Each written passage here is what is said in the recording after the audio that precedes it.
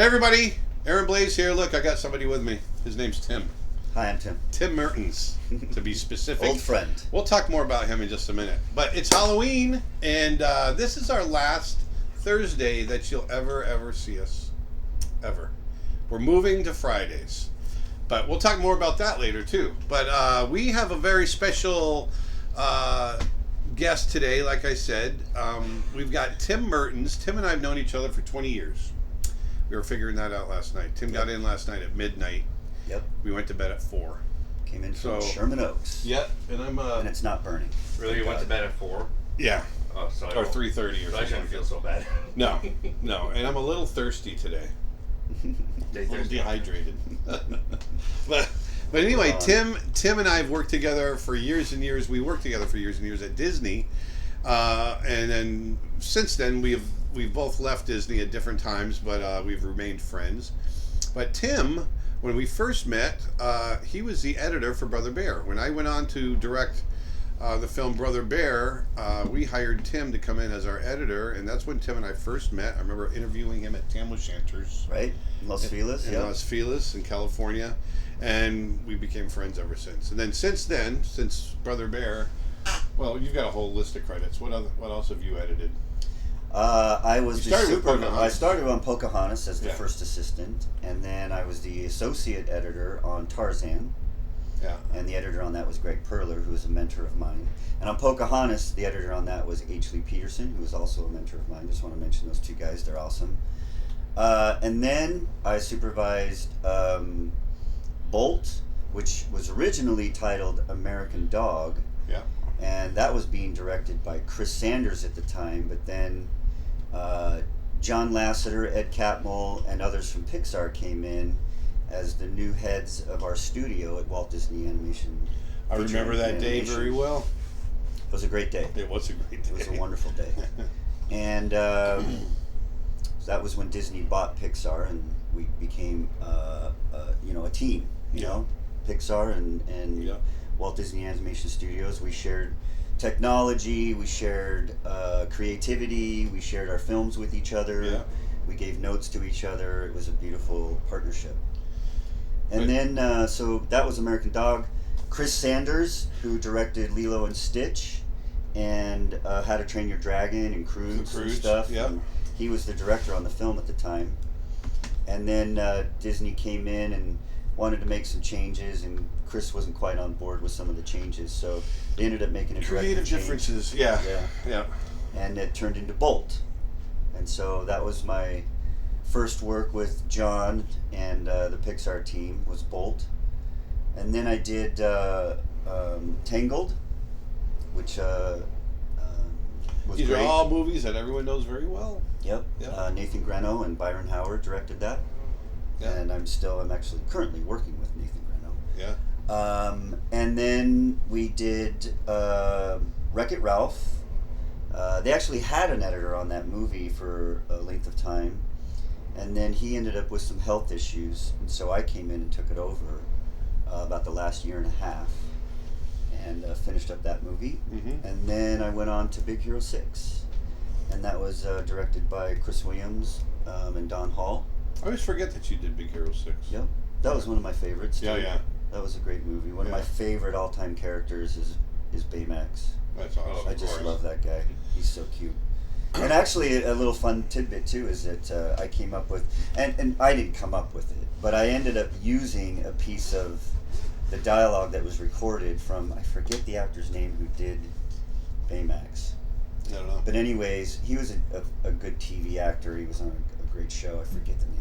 Anyways, but he did this kind of run of playing on words and stuff, and he did that blah, blah, blah, blah, blah, blah, blah, blah. And then we ended up using that. I ended up finding that and using it in the handshake stuff.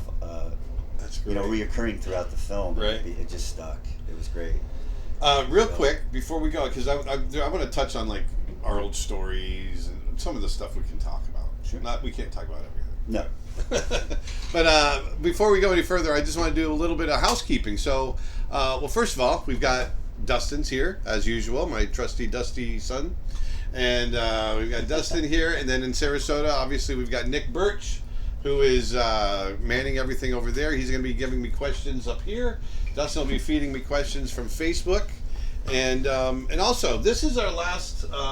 Today's the last day for the Halloween sale. I think it is. At least that's what Nick's telling me. Nick is the one that runs our sales for me.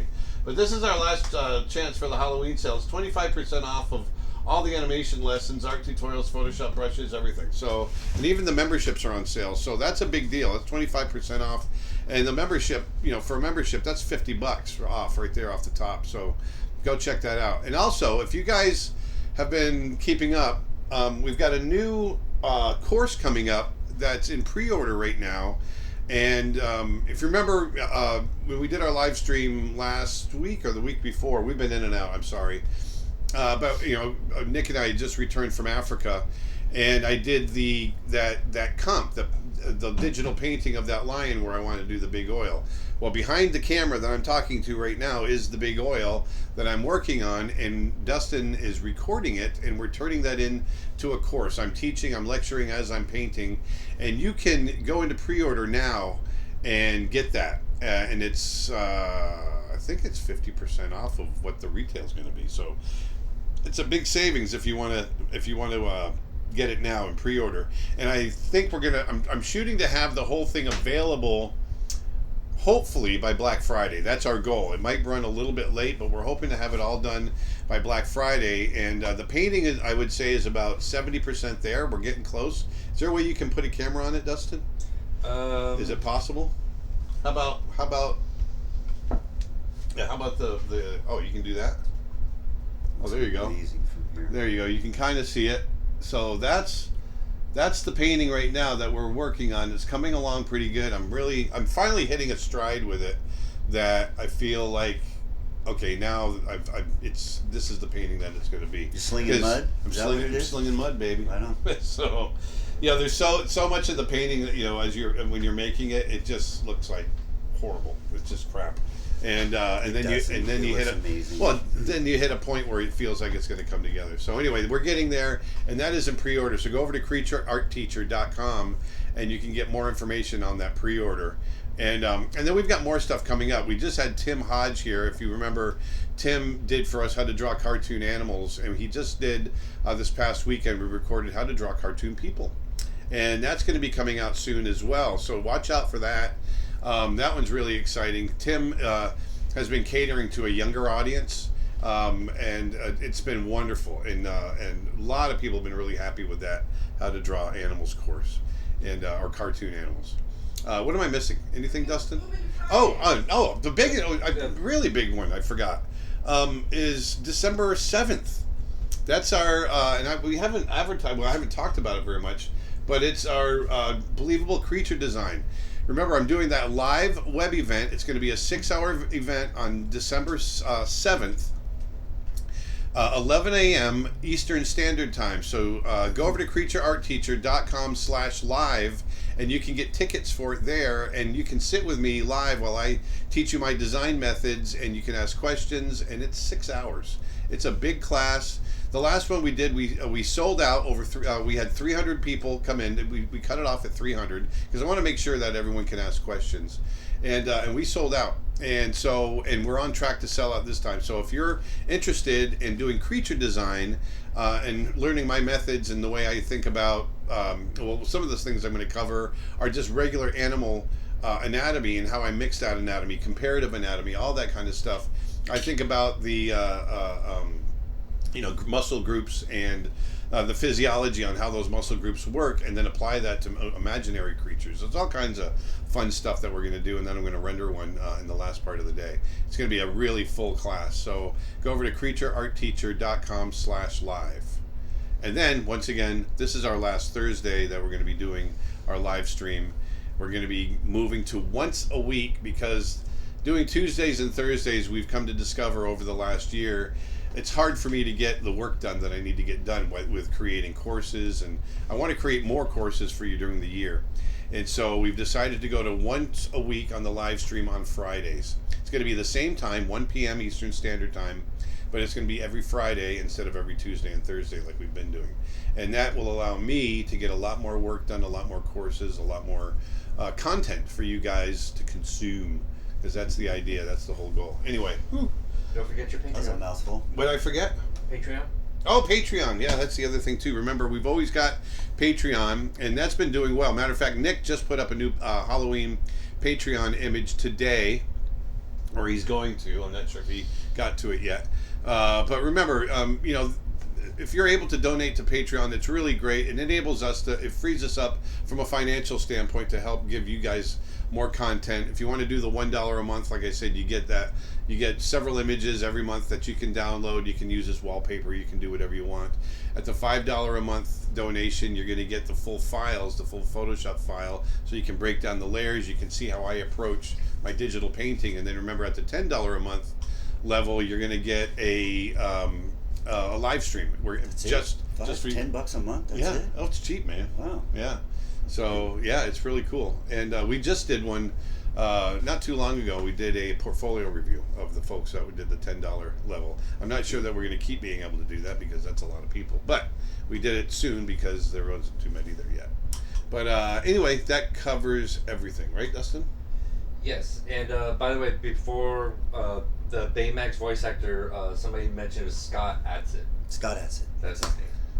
Thank you. Other than that, I think we got all the advertisements covered. Okay, so for everybody that just came in within the last 5 or 10 minutes while I was blabbing about the website and all the classes and everything, I want to reintroduce you to my buddy Tim Mertens. We've been friends. Well, he's my brother.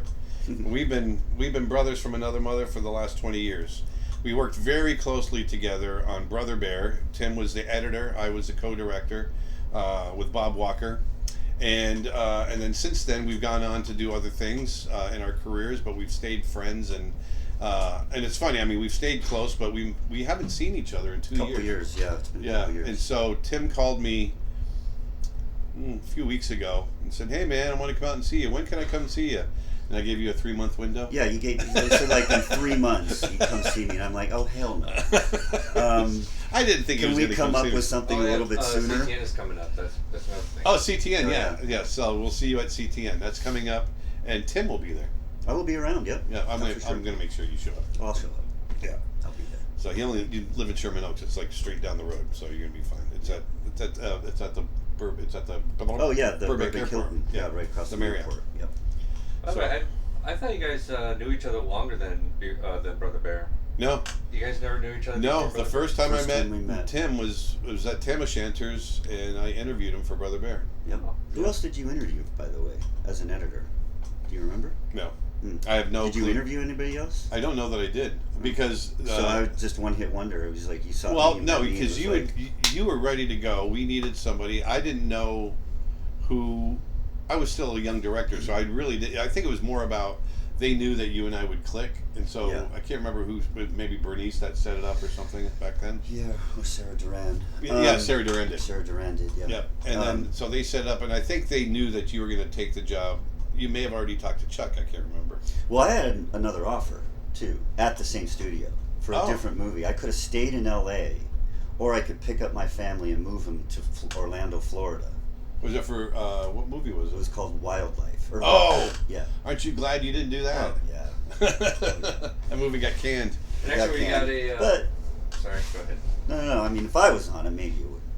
Yeah, no, that's true. That's true. Who knows? But well, I'm glad you picked. I made the right choice. Yeah. I definitely made the right choice. You had a great Picked time. up the family, moved to Orlando, was there for 5 years, doing a wonderful film, and the studio, the Florida studio, and all the people there. Yeah. I mean, we all keep in contact still. It's like a big family. It was. Yeah. I mean, half the people that Aaron's bringing in here to interview to do this live stream are people that worked at that studio. Exactly. Yeah, because we've been friends ever since. Yeah. What were you going to say, Dustin? Do you have a question? Yeah, I got an editing question. Animation is expensive and shots are accurate to the number of frames. Do you guys have extra heads and tails footage to a shot so you can adjust timing? We do that in early stages before it's completed, before it's colored, before it's lit, all of the expensive stuff that takes place. We do a layout process is what it's called, where we have the sort of stick figures that look like, like this, and they're walking around, like this and stuff. That's where we get extra footage from before we really clean up the whole scene and make it exactly what it needs to be. And I work with the layout supervisors and artists in getting extra coverage, you know, from different angles, different lengths, different shots, so that I can just hone in on it and really create something that's worth. Tim and I were talking about, we were touching, was it last night? Yeah. This morning. You know, the creative process in animation compared to live action is completely reversed. So in live action, you have a script, you go out and you shoot the script, and you end up, you get all your coverage, and then you come back in and you assemble it and you try to make your movie. With animation, we get a script and then we storyboard it. And this is why I think animation is such a much more efficient way of making movies, because you can fail at it. What I mean is, you can storyboard the movie before you actually make it. You storyboard it, then editorial comes in, and that's when you guys get really creative. You can reassemble. You have control of the length, for different shots, different all camera angles, establishing shots, all whatever. That. And then we can assemble it, add music, sound effects, dialogue, all that kind of stuff, and actually watch the movie. Yep. And if it doesn't work, that's okay. You can go back and you can fix it. Whereas in live action, if it doesn't work, you got to go out and do a reshoots, and that's, people don't want to do that. It's expensive. But that's why I think, you know, out of the thousands of live action films that are made every year, very few of them are actually really good. There's a lot of bad movies out there. But when you get an animated film, it's very few of them that are really bad. And I'm talking about, you know, wide release animated films that are big budget, $100 million or more. You know, when you're comparing them across the board to live action. You know, when you think about it, I was looking at a statistic not too long ago. Out of the top 20 films that are made every year, out of the top 20 grossing, critically acclaimed, whatever, usually there's about 3 animated films in there. Mm-hmm. But there's only about 18, if that, I don't even know if they're doing that many anymore, but at the time, there's only about 18 wide release animated films made every year, as opposed to hundreds and hundreds of live action. Yeah. But this year there's like 34. Oh, really? Yeah. Okay, then I guess it's gone up. Well, it's gone up quite a bit because of all the streaming and all the different houses that are doing the animation stuff. So anyway, it's a long-winded answer to your question. By the time we get to actually assembling the movie, all the figuring out of lengths and things like that is you know, there's still a lot of creativity that can be done. We can still go in and tighten scenes and do all that. But you're right in that every frame counts for a lot of money. They're watching every frame. Yeah, you don't want finished film, unlike live action. You don't want finished film on the cutting room floor, because that's a loss of millions of dollars. But what he was getting to also is that in animation, since we're doing storyboarding and drawings like that, the goal is to fail early.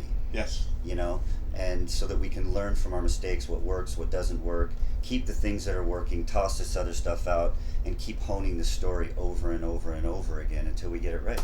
Now, I'm sure there's a lot of people sitting out there going, well, why don't you just get it right in the script? Because we get that all the time. You can write a script and you can reiterate it and you can revise it and revise it and revise it and make it the most perfect script in the world. You can spend 10 years on it and you won't know what you've got until you've actually got it up on the screen. Absolutely. So the goal is to get it up on the screen, and then you're going to see things that work in a script a lot of times don't work on the screen.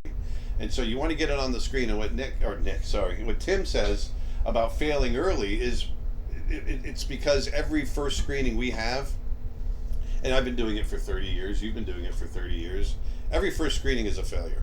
And it's not, I don't mean, oh my God, there are parts that, you know, it can prove itself and say, yes, this is a movie that we want to finish, but it's the first screening is never the movie that ends up on the screen. As a matter of fact, the first, whatever honing in that you do on that script, every movie that I've worked on is not that script. Exactly. In the end, it's something different. It's something that keeps getting honed in and worked on and plussed in every aspect, and it's never the original script. I got a couple things here. If you're watching the stream, please consider hitting the share and like buttons for us, because that really helps us out. So there's that. But I got a YouTube question. Hey Aaron, have you seen the new Lion King and did you like it? I liked it for its artistry. I liked it for the world that they created.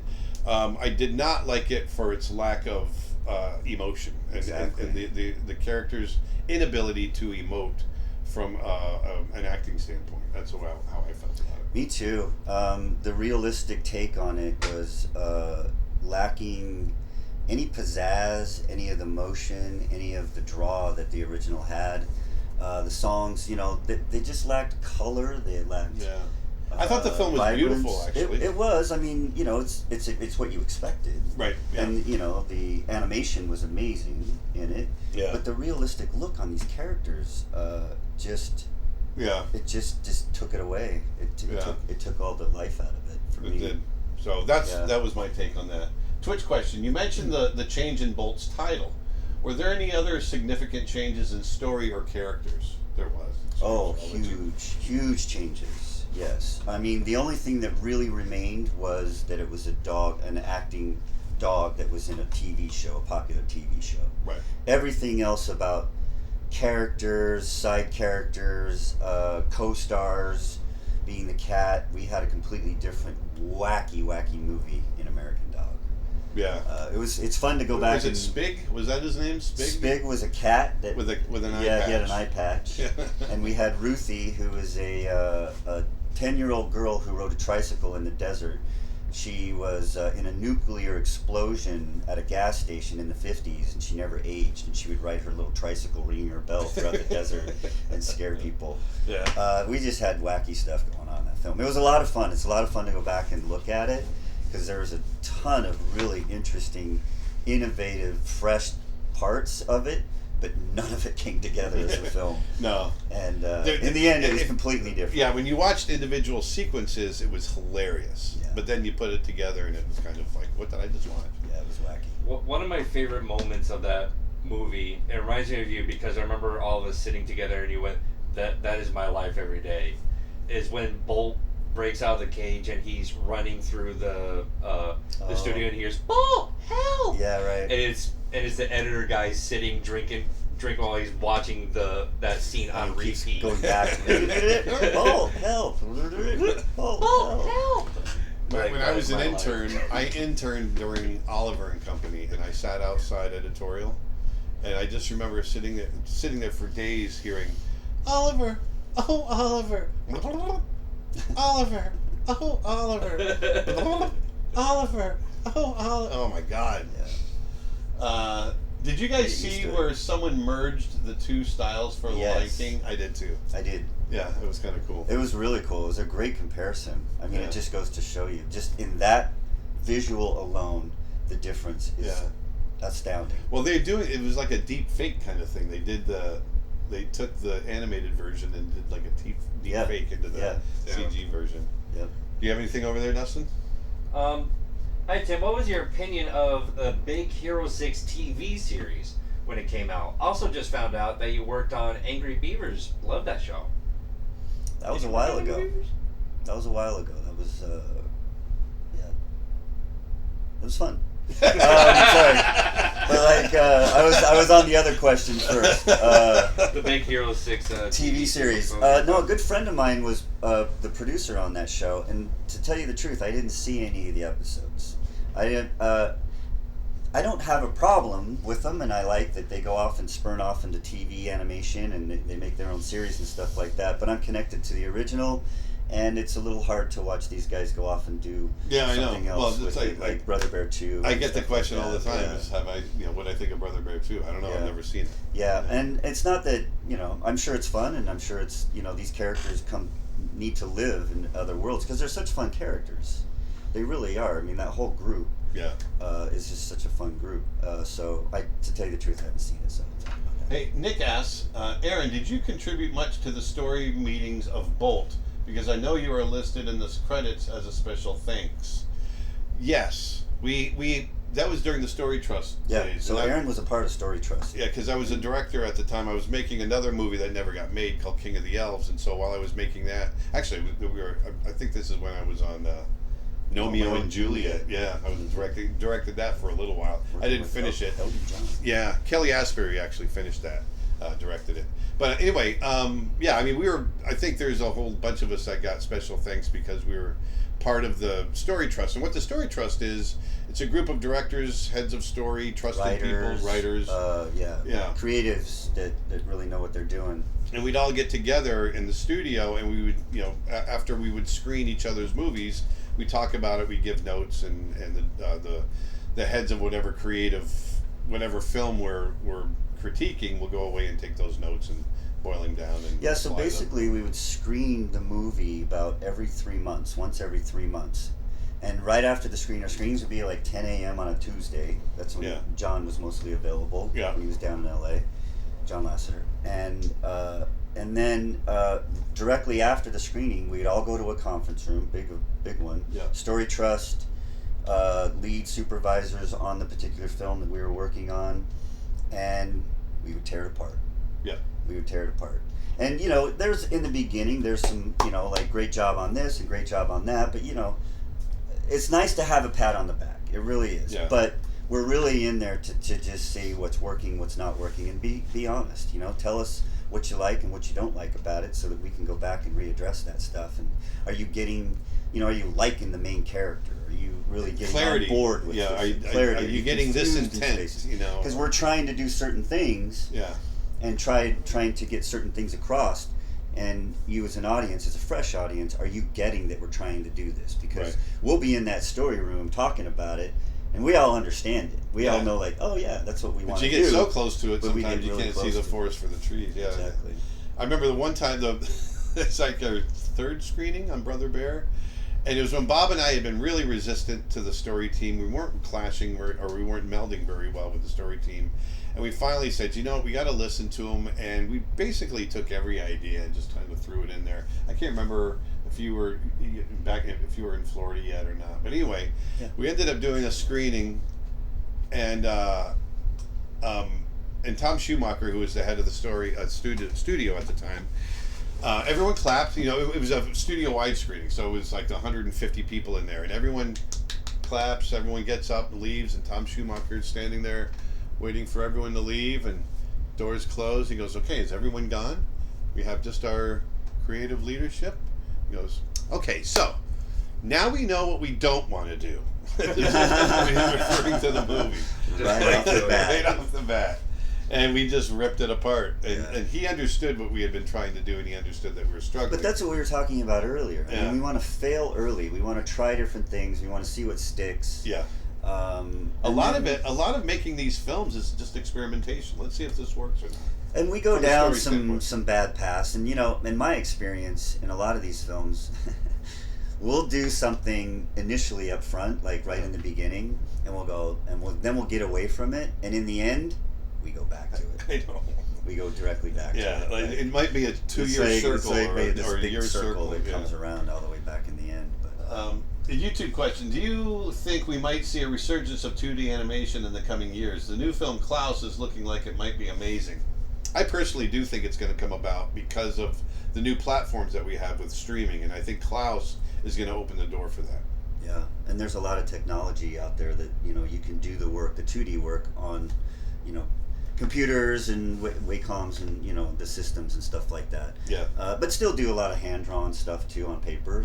There's a nice meld of both. But absolutely, a 2D's making a comeback, and I think I know a few friends over at Netflix and some other studios are actually working on projects that are 2D.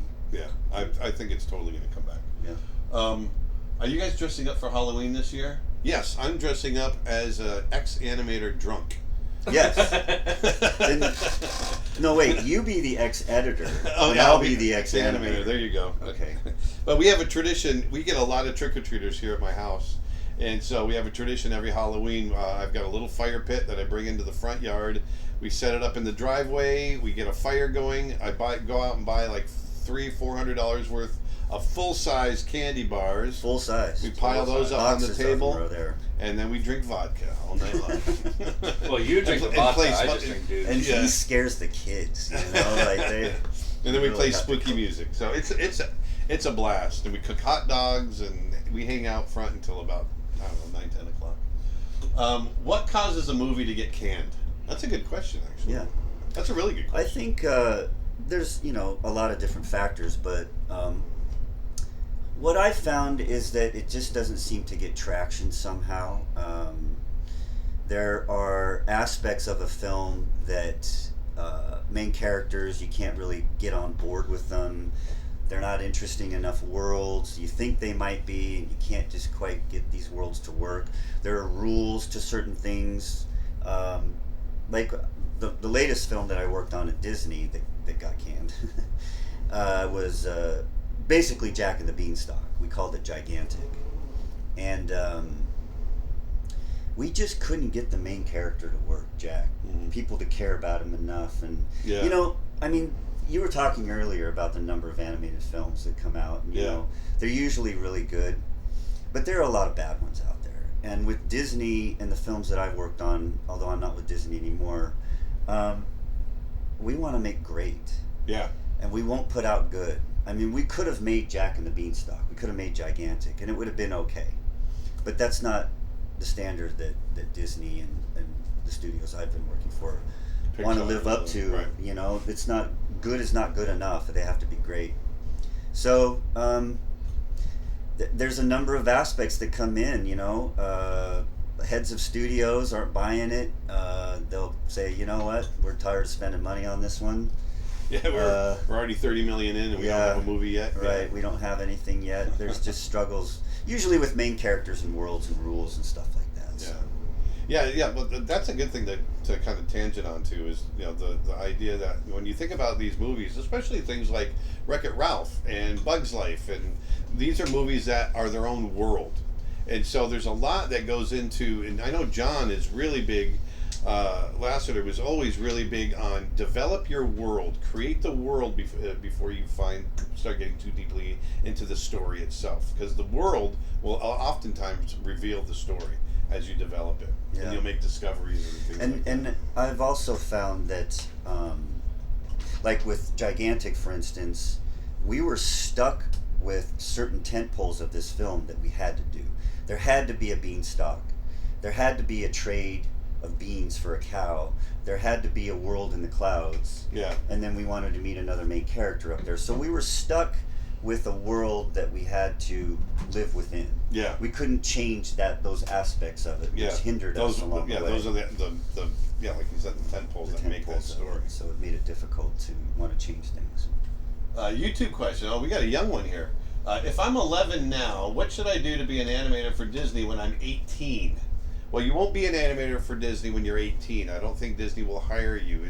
You need a little bit more experience than that. Now, that has happened in the past, but the biggest thing is, really study the art of film. Really study the art of acting. Acting is huge if you want to be an animator. I took a lot of acting classes while I worked at Disney back in the early days. Improv classes, things like that. Different ways to approach the acting in a scene, because you're not just moving characters around. Character animation is not the art of movement, it's the art of bringing something to life.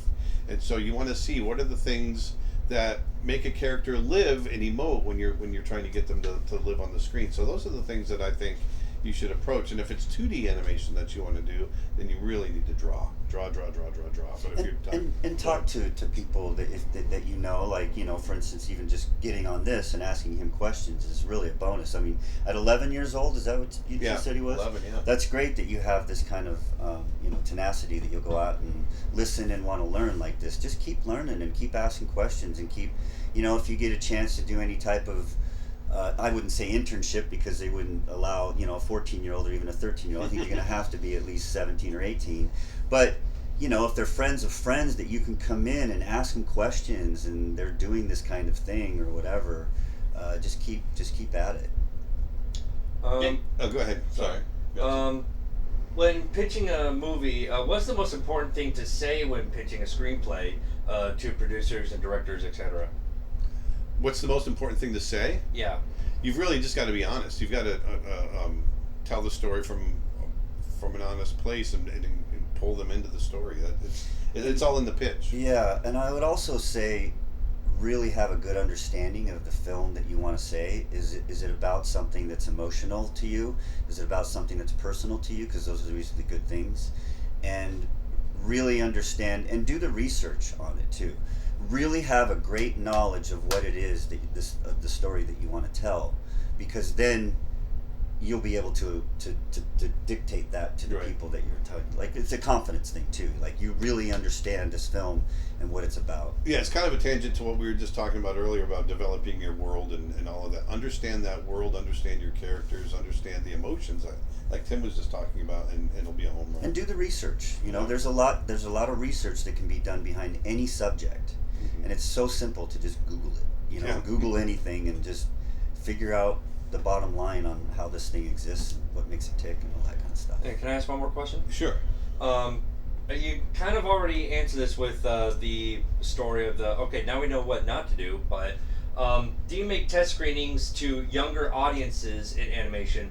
And if so, what stage is the movie in at that point? Yes. So we do previews that are usually about 6 months out from release of the film. So let's say sometimes about half of the film will be roughly animated or so, usually a little bit more. But a lot of it is in really cleaned up storyboards, so it's really easily gettable visually and sonically on the screen. But we'll go to, I don't know, we've gone to Arizona, we go to different cities and, you know, outskirts of LA and stuff, and we've gone to Colorado. You want to get away from the entertainment. Yeah, we want to get away from entertainment. It's a recruited audience, and we'll do usually 2 previews of the film about 6 months out. And one will be for kids and parents, you know, like 12 and under, and their parents, and then we'll recruit another audience that is adults and teenagers and so forth above that. And then they do a survey afterwards. They have a group that comes in, and they pick probably 20 to 30 people out of that audience to sit down afterwards, and the director of the film, the executive producer of the film, and then this group that's brought in to do the survey will ask certain questions about what characters do they like, what certain moments, did you like this one, what don't you like about it? They'll just ask them a ton What of was this character trying to do? What was his goal? Was anything confusing? You know, all these things. I remember when we did it for Brother Bear, it was pretty cool. We get a lot of good feedback from that, and then we can make certain amount of changes. I mean, 6 months out from release, there's really only so much you can do, but that's the beauty of animation, which is that it is hand-drawn, you know, it's expensive, but we can go in and we can pull stuff out and we can redo some things because we have the time. John Lasseter always had a great quote, they never finish our movies, we just release them. Yeah, exactly. That's a great one.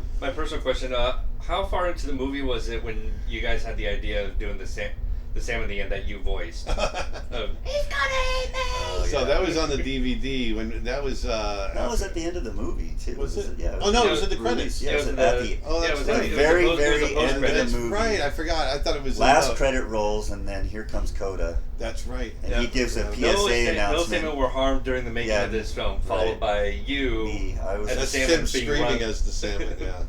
And also, if you watch the extras, if you watch the commentary by the Moose, which are Rick Moranis and Dave Thomas, they get a pizza delivered, and you're the pizza delivery. Oh, yeah, I'm the pizza delivery guy. I've actually been a voice in almost every movie. Guy, John Ratzenberger, is that his name?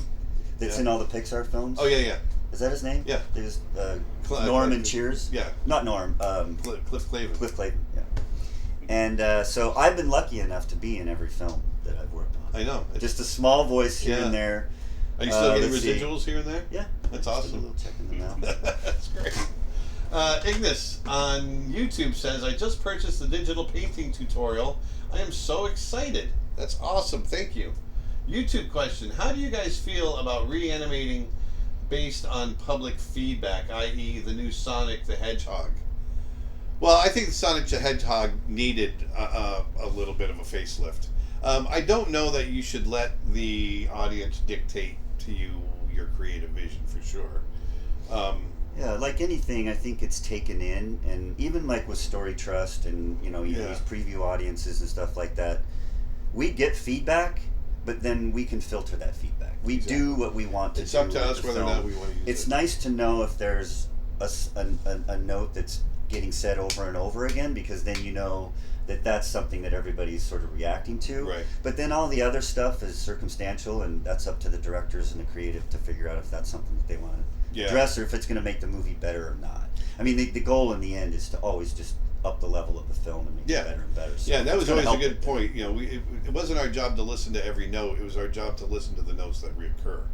And so then the notes that reoccur, there's usually a problem. And it's really, when we're doing our screenings for the public and even for our internal screenings, it's really not about testing our artistic vision overall for the movie. It's really about clarity and understanding. As you know, the things that we're trying to get in and make clear, are they coming across as clearly as we think they're happening, you know, in our heads? And it's, you know, it's a lot of that. And emotion. Yeah, and I'm a big practicer, that word, of clarity, simplicity. Start simple, start easy, start with people being able to understand what it is that you're trying to say. Don't complicate things too much. You can always start to add pieces later, but keep it simple. Yeah. Nick says 30 million in and canceled. Sounds like we're starting with the scary stories. YouTube question. And Brother Bear, did you have any contact with Phil Collins? Did you guys meet him? Yes. Well, we worked with him almost every day. You worked with him all the time. You introduced me to him a few times. I introduced him to Dustin. We set up a video conference system in Phil's studio in Geneva, Switzerland, and we had twice weekly meetings with him, and he would call me at home if he wrote new lyrics, and then whenever he came into the States, we'd get together and have meetings, and he was part of the crew. So he was very collaborative, great guy. Yep. And then we got to work with Tina Turner too. Yeah, Tina Turner. She came in and did an amazing job on the opening song. And you know, the big guy in the theaters now, Joaquin Phoenix as the Joker, he was the voice of Keen Eye, and so Tim and I worked with Joaquin a lot, and he was perfectly cast for the Joker. I can say that. I'll never forget when Austin and I came in for bring your kids to work day. Yeah. And during lunch, you brought us into the meeting room to meet Phil Collins through the video chat. That's right. And both Austin and I were like, oh my God, that's Phil Collins. Yeah. YouTube question. What must-see animated film do you think is underrated and underappreciated? Iron Giant. Were you gonna say it? I was gonna say Iron Giant. So yeah, it is. That's the one. That's perfect. Go ahead, Dustin. I was going to say Titan AE, but do you make test screenings to younger? Oh no, I already asked that one. Man. Go ahead and. I got one here. Yeah. So YouTube question: when world building for a film, is it easier to create that world, culture, etc., from scratch, or adapt one from a book because it already has the rules of that world defined? Well, for me, I think it's two different issues. I mean, if you're taking it from a book, your hands are already tied. But even when you're creating one from scratch, I don't know that you're necessarily creating from scratch, because the first thing we do is research. And so we just, even if it's a made up world, it's based on some kind of reality that we know. And so we try to find, even in Bug's life, you know, obviously you have to research insects, but they were putting themselves in worlds like the cantina and all that kind of stuff, and you want to research that and how you take those two worlds and put them together.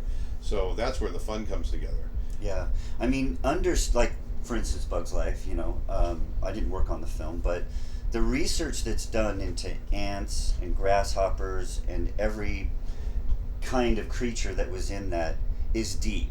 Like, they understand how they eat, how they live, where they live, what environments they thrive in, all this stuff, so that they can set the stage for that world and understand how each one of these, you know, insects or whatever will work, and how they can interact with each other that feels real. Yeah. You know what I mean? They'll do real things, like in animation and stuff like that. They'll do things that only that bug would do, or that insect would do. I'll guarantee you, they, on several occasions, would have entomologists come in and talk to them about insect biology. And then what's the bottom line is, there's way more knowledge that the crew compiles than actually makes it into the film.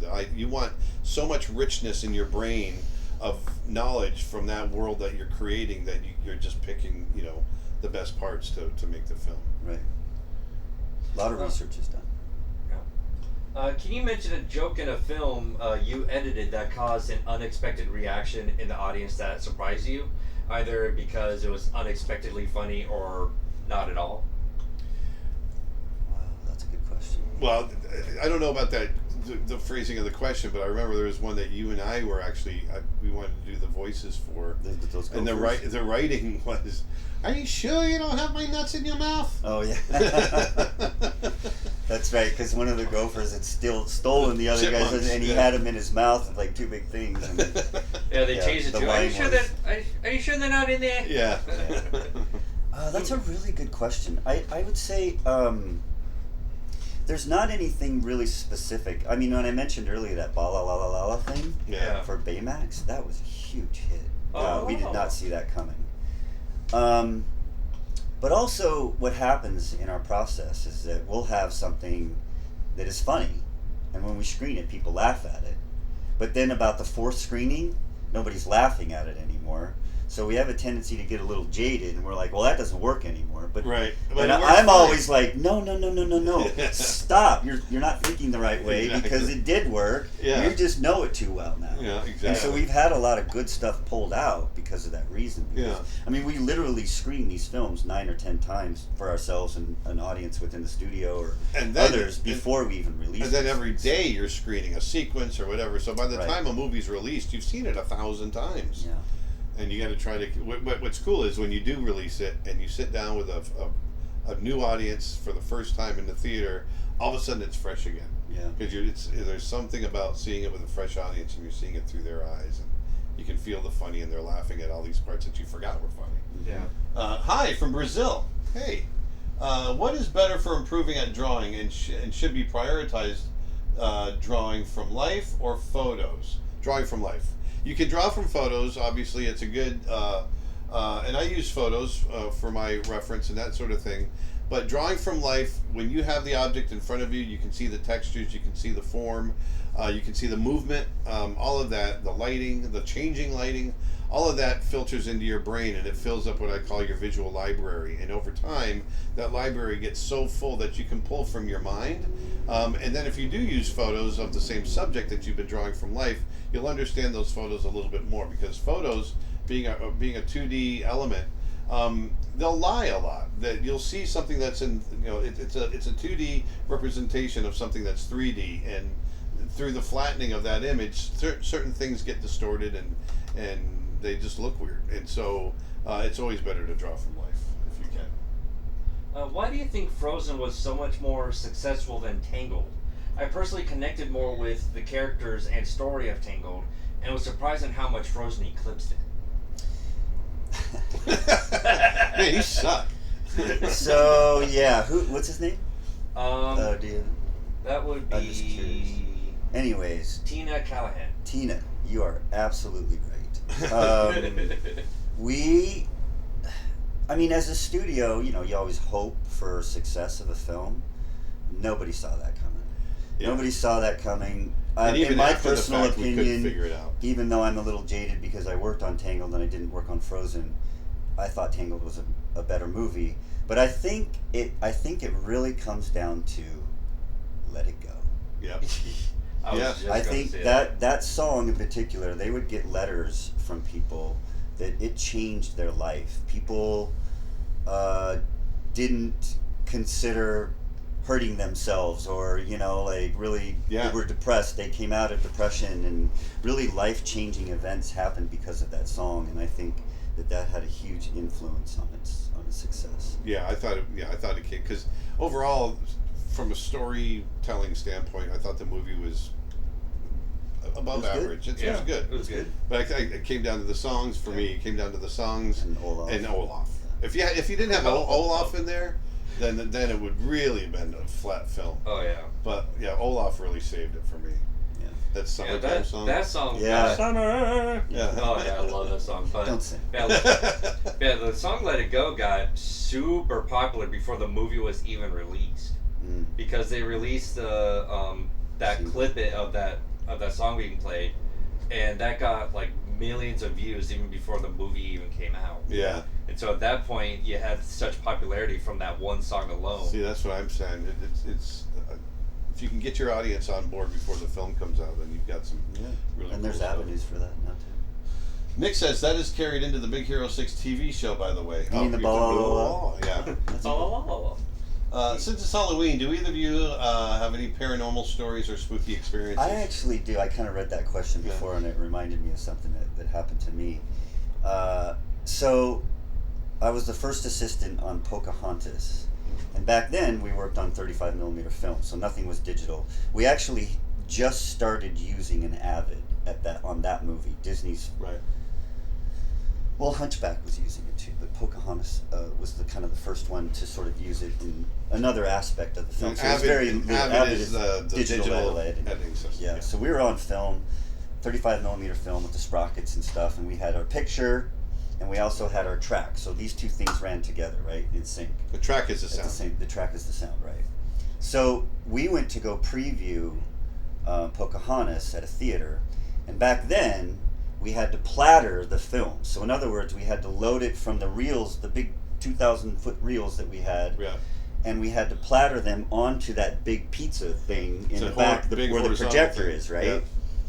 And there's a different system of pulleys and things that you have to go through, rollers and stuff, to get it to come on up and wind up on there. Well, one of the guys that was loading it, there's this, so here's the roller that it goes into, and then there's this little bar right here that kind of keeps the film when it's bouncing around from coming off the roller, right? Right. Well, when he hooked it around the metal roller. Oh. By accident. Yeah. So it wasn't on the thing.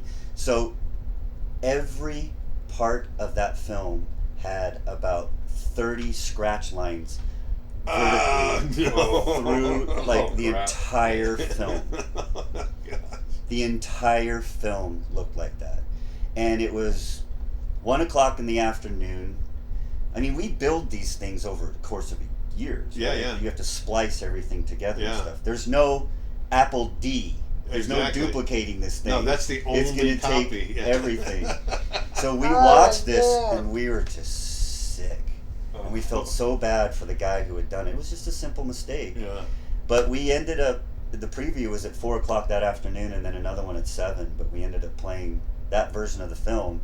And the director kind of got up in front of everybody and just said, "Look, it looks like it's raining in the film the entire movie, but it's not. It just got scratched a little bit. Hopefully you can see through this." And we did. That was, I just remember like the gut feeling then. It was just horrible feeling that we had that. And we had to rebuild the whole film afterwards and stuff. So.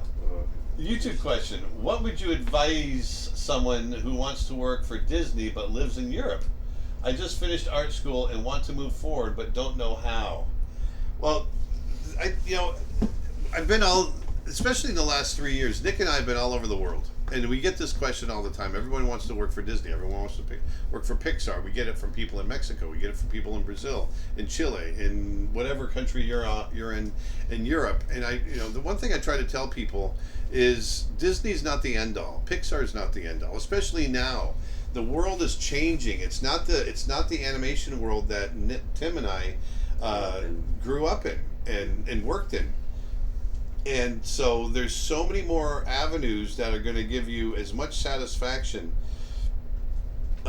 artistically and financially even that I'm assuming are going to be closer to home for you. If you still want to go to Disney and you want to come, you have to come to the United States. And one of the problems with that is being able to get a work visa, and being able to do that with our government right now is extremely difficult because you have to prove that there's nobody else in the United States that can do the same job that you do, or that you're better than everybody else. And so that's a huge process for someone from outside of our country to come in and work professionally. And it's unfortunate that it's that way, but it is. But anyway. Yeah, no, I was going to say too that a lot of studios now out there that are doing a lot of work for streaming and stuff like that, they use vendors all over the world, and there's really good ones in Spain and Australia and in Europe, even in London and all these places. And maybe you're actually going out and getting that kind of great experience there. I don't know. If you're not, I would suggest it. And then you can send your portfolio to Disney. You say portfolio? Yeah, thank you for calling me out on that on the live stream. No problem. I didn't even get a chance to catch myself before you said it. So, but the portfolio that you use, now you can send it to Disney, and they look at these things, and they give a call to people that they're interested in, and At the very There least, might I mean, be opportunities. yeah, I mean, we've freelanced with people overseas before. Yes. And but the other thing too that I've noticed over the last few years is the globalization of all the stories, the content. The content is becoming much more cultural from place to place, whether it's Coco, the movie Coco, or the stuff that Cartoon Saloon is doing in Ireland with Song of the Sea and things like that. I think there's a lot of opportunity for people from wherever you're from to tell stories from your culture as well, and get it out to an audience that is going to see it on a global scale. So. What was the earliest animated feature that got you hooked into wanting to animate films yourself? Both of you. I fell in animation, so I wasn't. I always wanted to be an artist. I wanted to be a painter. I wanted to paint animals. I wanted to work for National Geographic. And when I found out National Geographic didn't have on-staff illustrators, then I had to find a new job. And Disney happened to be interviewing, and so I thought, hey, that'll be cool. And I didn't know anything about animation, so I got hooked on animation while I was an intern.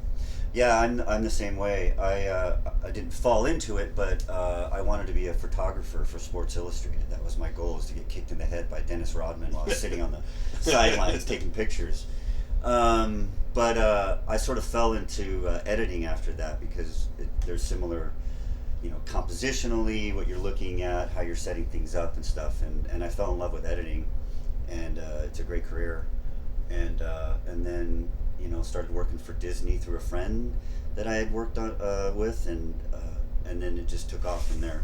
I just loved it so much. I just wanted to keep growing and growing and growing in this business and get more experience and do great things. So Yeah. same thing for me.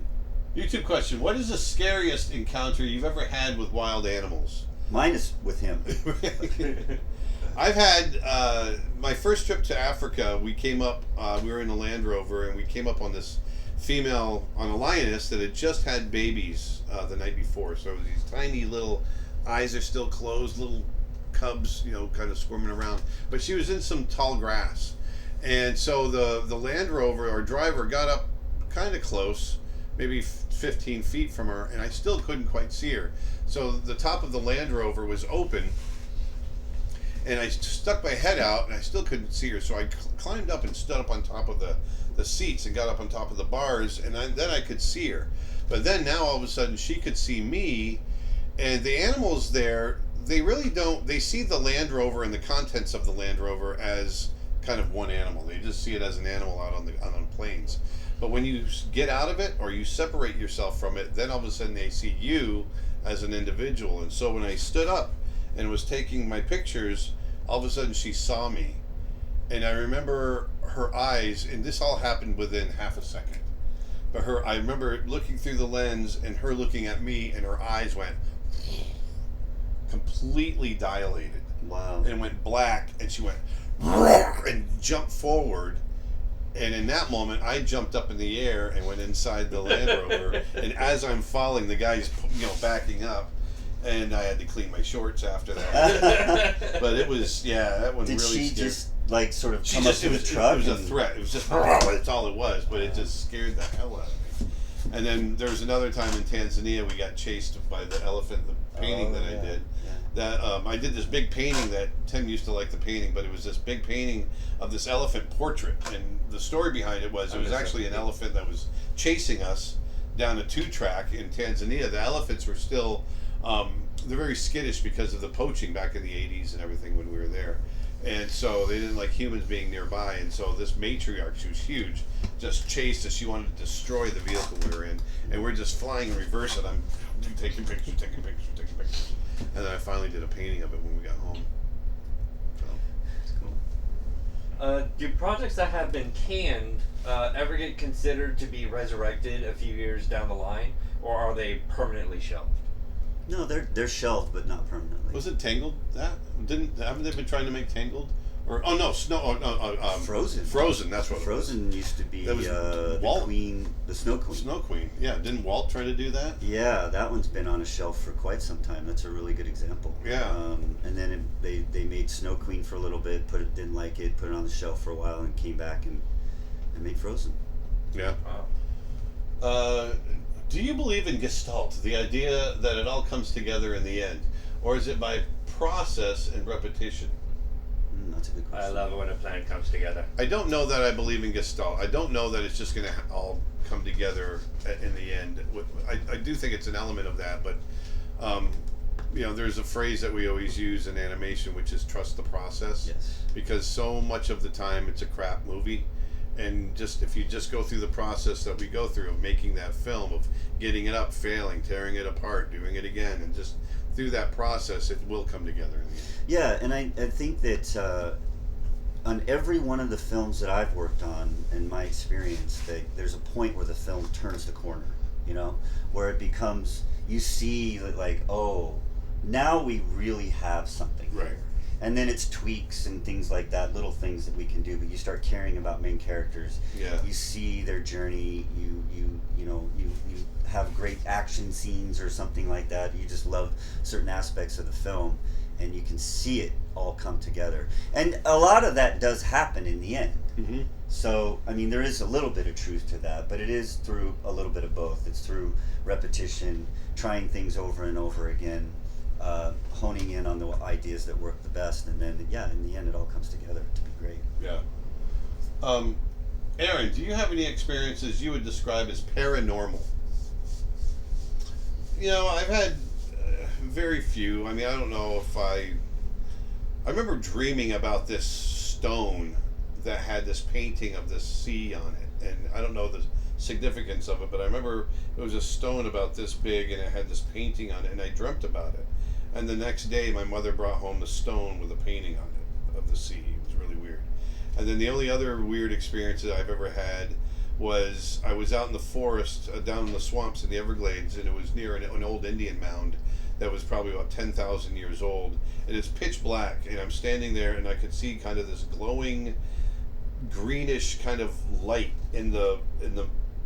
but I it's so faint, I don't know if my eyes were playing tricks on me, but I kept walking around it, and it was like this glowing faint green light in this one space, and then it just kind of faded away, and I ran out of the woods after that.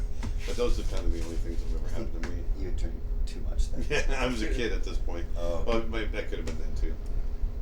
Have you ever had anything like that? No, Anything not really. paranormal? I mean, I get vujade every once in a while. Yeah. You know what vujade is? Yeah, the Deja vu? feeling that nothing's ever happened to Yeah, you. vujade, that feeling that you get when none of this has ever happened. No, I do get deja vu a lot though. For both of you, what was your favorite Halloween costume you ever went as, either as a kid or as an adult? I played a lot of tennis as a kid. I went as Bjorn Borg. Grew my hair and the headband and the short tennis shorts, and I had a wood racket. Yeah, back then. I was a That fun. huge fan of the TV show, and I think it was only on for a season or 2 seasons of Planet of the Apes, the TV Oh, yeah. show, Yeah. back in like 1973, Oh, I love that 74. thing. So And retro. I got the whole Planet of the Ape costume for Halloween. It was just one of the little plastic masks. Yeah, that you it's buy The at picture Walmart. though is terrifying. It is terrifying. It's like those old photos of kids, when they used to get dressed up and they're just like completely. Yeah. That's what I looked like. Yeah, it was scary. You look like one I of the bet. I kids love that that costume. haunts the house today. Yeah, I bet you actually look better in that. I probably did. And there was another time, and it was just a simple homemade costume, but I really enjoyed making it. My mother was really crafty, and she would go out on Halloween and buy. Remember the big inflatable punching balls? Oh yeah, They just had a rubber band attached to Uh-huh. them. So we would get 2 of those, and we'd paper mache it. Uh-huh. And let the paper mache dry, and then you pop the balloon, and then pull that out and cut a hole, and then we got So that would be like your big head or something? styrofoam eyes we put on there, and just paint all kinds that's of crazy cool. fun, and then you put that on and a sheet, and it was an awesome costume. That's great. It was really cool, and so Travis and I did that. Very creative. But Glenn S on YouTube asks, "Hey Aaron, probably a boring question, but I'm a massive fan, and I wanted to know how you learned anatomy. Was it through books or real life? Side question: how did you learn how to do light, as you're the best artist at light I've seen?" Thank you. Light is just through observation. So I'm always looking. I'm always drawing from life, painting from life, And so I think about light in that way, and I also think about light from a logic standpoint. If light has a certain temperature, and I think about that temperature and how it might react with the local color of an object, and the color that's going to create, how light bounces, all that kind of stuff. But then as far as anatomy, it was both. I learned it through books. I've learned it through anything I could find from a reading material standpoint. But I was also kind of a Jeffrey Dahmer creepy kid where I would, bring roadkill home and draw it and pull it apart. And I used to throw dead animals up on our roof and wait for them to decay, and then I'd bring the bones down and draw the bones and all that. So yeah, I did all that kind of stuff. Nick says, since it's Halloween, I just posted Lens? How to haunt a house. How to haunt Lens in all the comments. Oh, a link. Sorry, link. Oh, link. Nick says, so How to Haunt a House was a goofy short that I did right before I did Brother Bear. How to haunt a house. How to Haunt a House. We made that at the studio in Florida. Yeah. Don't forget the important. Yeah, right. Yeah. Don't forget the important eye holes in the sheets. Hey, Link. Yes, we got that. Link. Lens. What happened to Art Story? I came across this subject and got really curious about why it was kind of canceled, I guess. Yeah, it's one of those things. It's like it's on the shelf, like other projects, and it's not canceled. I was making Art Story after Digital Domain sunk, and we did a Kickstarter for it. We got enough money to pull together a great pitch, which was the goal. And I went out, and I love the story. I still love it. I still think it's something that I want to, when the time is right, go to some of the other streaming companies.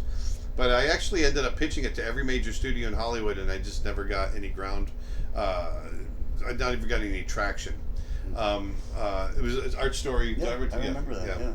I remember you developing it, and I saw a lot of artwork on it. Yeah, and so it's something I still feel very passionate about. I still the core of the story, the emotional core of the story, I really love and know that it can work. We need to get it in front of a studio that can make it. I mean, from a production standpoint, it was kind of a high ticket item as well, because I wanted, the idea is that we would go into different paintings, into art, and art was just the vehicle. It's actually the story of a grandfather and his grandson, and they go on this journey, but they happen to be going through all these different paintings. And so what happens is your style changes, your environments change, your characters change, all that changes several times throughout the course of the story. And so that's a very expensive endeavor from an art direction standpoint, production standpoint. Yeah.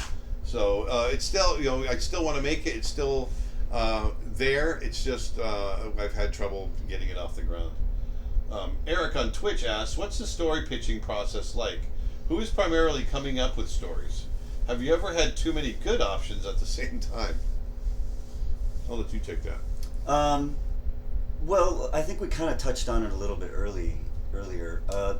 With the pitching process, it's really something that you've done a lot of research on, you've done a lot of work on, you personally know this thing really well, and it's a story worth telling, I mean, you want to have something that's relatable to audiences all over the world, like something that's emotional, something that, if it's personal, it's even better, that people can relate to as they're watching this film. Like they universal. It's a universal sort of message along the way. Yeah.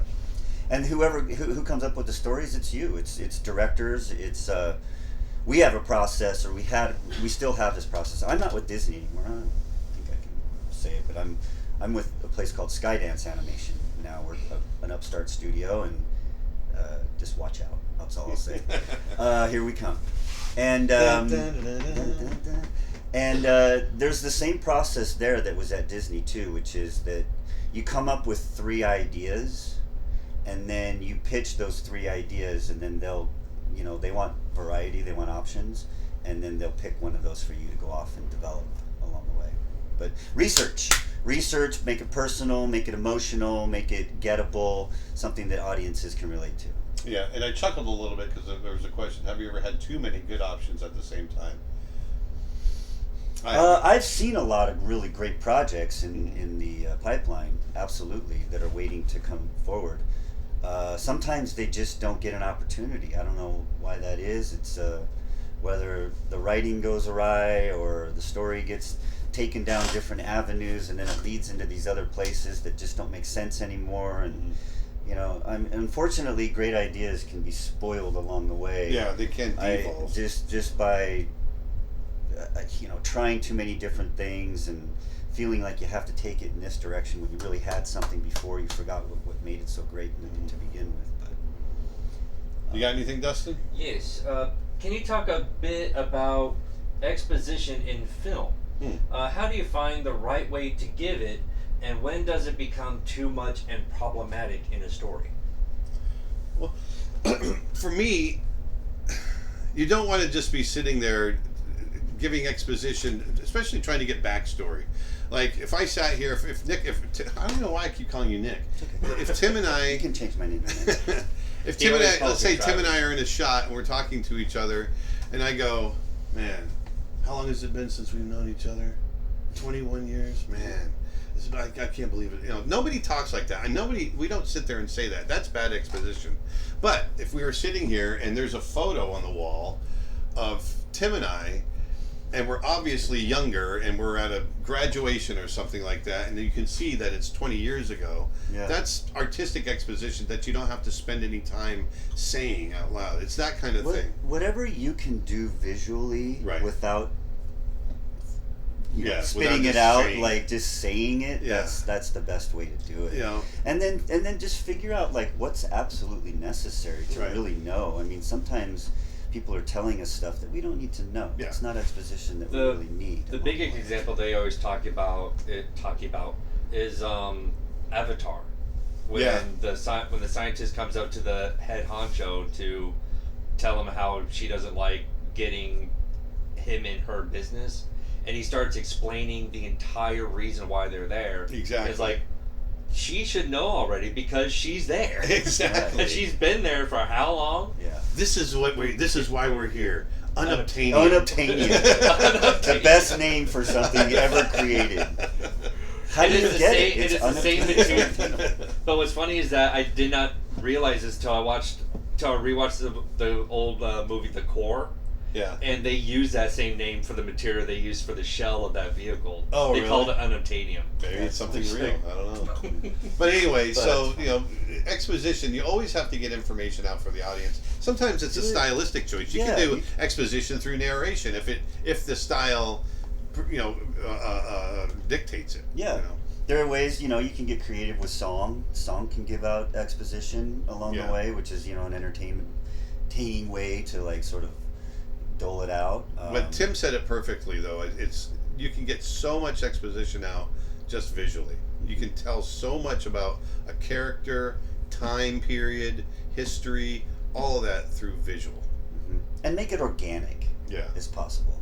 That it weaves into the story. Don't just stop and say, I got to get this out, and then go back to the story again. Well, that's the thing that you were talking about, the audience. Tell the audience what they need to know when they need to know it. And sometimes it's okay to not tell them. Let them figure it out along the way. Right.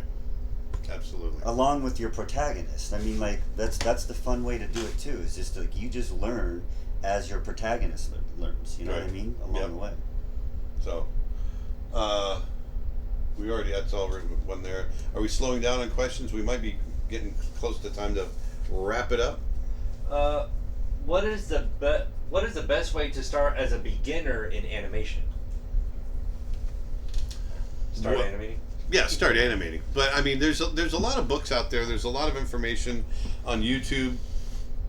Sites like creatureartteacher.com that's got a lot of lessons. Heard of that. There's so much information out there nowadays that none of us had when we were coming into into animation.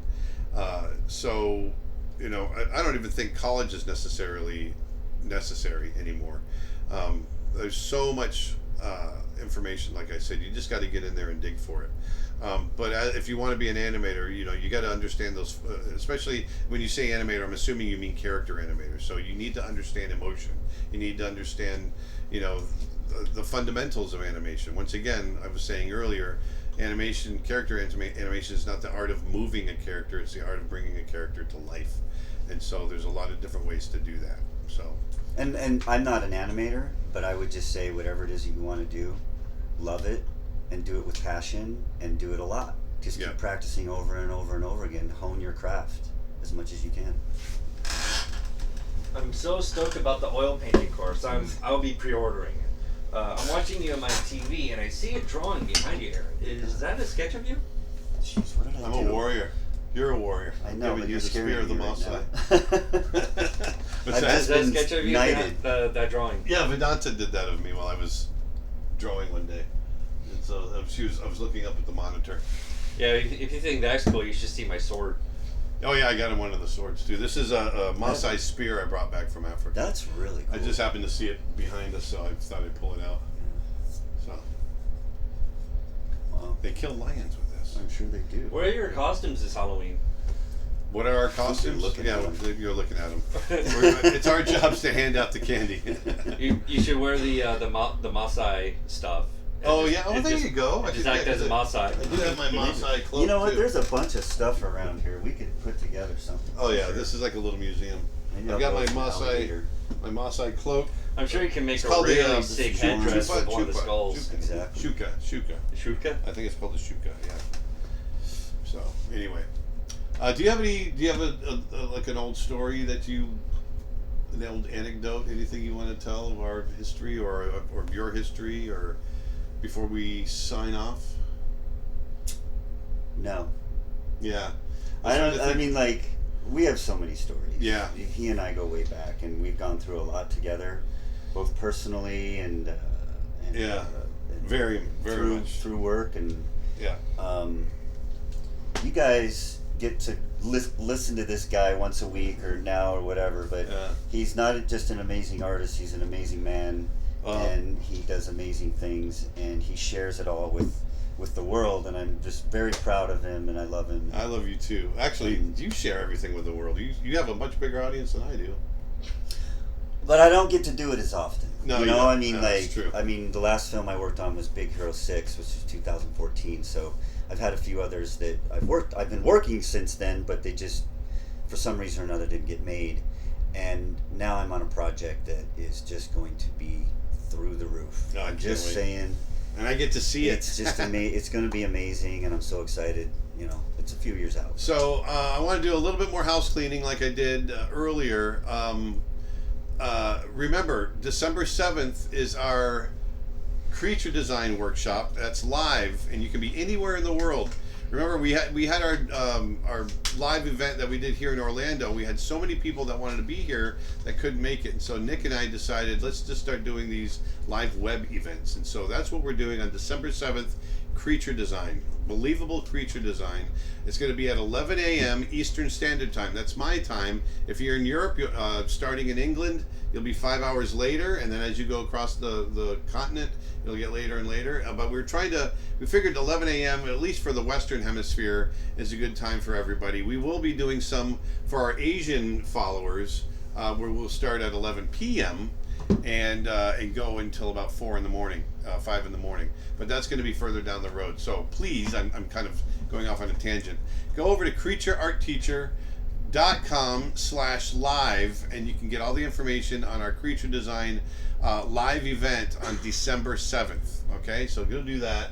And actually, we do have. And today is the last day for our 25% off sale at creatureartteacher.com. So if you go over there now, you'll get 25% off of everything, and that's including membership. Right now, our membership runs, I think it's $199 a year, and so you're going to get $50 off right there. So that's a pretty cool deal, eh? It's a pretty good deal. It's a pretty good deal, eh? And then Patreon. Please go on over to our Patreon. That's patreon.com/AaronBlaiseArt, and help us out. And we really appreciate it, and you get all kinds of rewards in return. We actually got a couple of new questions. One I'm really excited about, but the first one is, do you like editing digitally better or miss the clipping film days? I do miss the clipping film days, using a butt splicer and a sync You're block. a butt splicer. Oh, hey. Yeah. They know. That's crazy. But digitally is much easier. Apple D. I mean, you can just duplicate the scene and try different things. The expansive, the quickness that you can do things, which is sort of a detriment as well because they expect it faster. Digitally, you can just do a lot more. But I do miss those old days. It was fun, syncing up film and lining it up and coding it and cutting it. And for a dissolve, we just draw a line with a white grease pencil, that just represented a dissolve or whatever. So those were fun days. Yeah, I can't even imagine editing like that. It was crazy. Yeah, it was crazy. But it's funny you just touched on it because I miss the old paper days animating, but I prefer now animating digitally. Sitting on a Cintiq, I can play back instantly. I just need to insert a drawing and it's there, and I can play with my timing and do all that stuff. Where you couldn't do that with paper. If you mess up a line, you just readjust it a little bit. So the question I really like is, will Tim be doing a course for us? So that's what we were up late last night talking about. Yes, we were. Yeah. So yes, Tim is going to be doing a course on an introduction to editing for film, or at least that's somewhere in that. And it's going to talk about the entire process. And we were talking about it earlier today on how we might kind of lay it out. And so look for that. Nick and I will be going to California to go to Tim's territory, and we'll be shooting the whole thing there. Stay with me in Sherman Oaks. Yes, right on. Going to California, Sherman Oaks. Well, this has been awesome. Having you on the show has been really cool. This is really fun. And this is the first time Tim's been to this house, so it's been fun having him here. But we're going to go off, and it's afternoon now, so we have to prepare for the evening. For Halloween. Yeah, I think it's time for a little drinky poo. Yeah, happy Halloween, everybody. Happy Halloween, everyone. And remember, we are moving to Friday. Not tomorrow Friday, but next Friday. I wish we had the commercial. Nick reminded me to sync it up, and I forgot to. Actually, if you... I can pull it up real quick. I think I figured out a costume for next year. What's that? Count Druncula. Count Druncula. Dustin's videos. Where's Dustin's videos? What are you looking for? Let's see all this stuff that he collects. I'm looking for... Look at this. We got skulls. I don't know if they can see it. Oh, yeah, they see it. Skulls back here. Yeah, he has skulls. He's got the gator skull up there. Yep. That right there's a gator. Woo! Is it Dustin Blaise? Is that where the commercial is? Yes. Under Dustin Blaise, and then... No, actually, no. It's under oil painting. An oil painting course. Are you talking about the oil painting? No, I'm talking about the moving to Fridays. Oh, that's right. Yeah, it's under commercials. Yeah. Commercials. Dustin Blaise commercials. Finished commercials. Finished commercials. Jeez. How many folders do you have? Yeah, I need to And then organize what's it a little called? better. Friday live stream. Version 2? Final. Go to the... here we go. Can you go to the screen right here? Yes. View. Look at this technology and work. Fit the screen. And audio. The audio's turned off. And the audio. Look at that. So Dustin just cut this together. So this is us moving to Fridays. Hey everybody, Aaron Blaise here, and we're moving our live streams to just one day a week. And that's Fridays at 1 p.m. Eastern Standard Time. That's a little loud.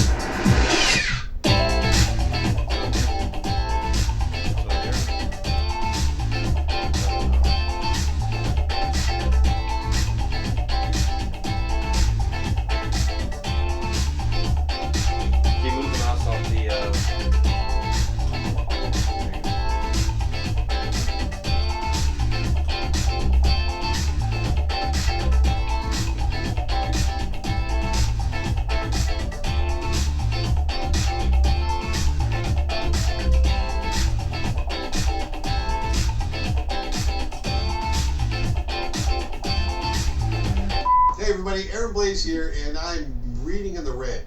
Marvel.